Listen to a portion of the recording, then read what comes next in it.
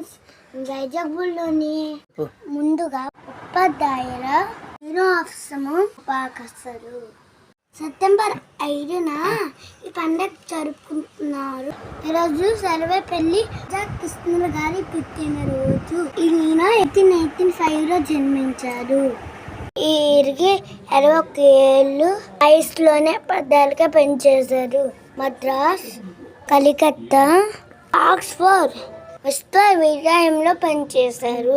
ఈయన చెప్పిన విద్యకి విద్యార్థులందరూ ఆకర్షితులు అయ్యేవారు. ఈయన ఉపరాష్ట్రపతి గారు 2వ రాష్ట్రపతిగా పనిచేశారు.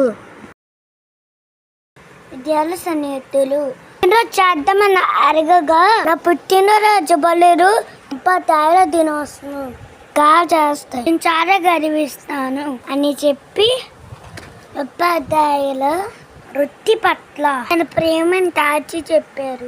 1962లో ఉపాధ్యాయుల దినోత్సవం వచ్చింది. ఈయనకి రత్న బిరుదు వచ్చింది.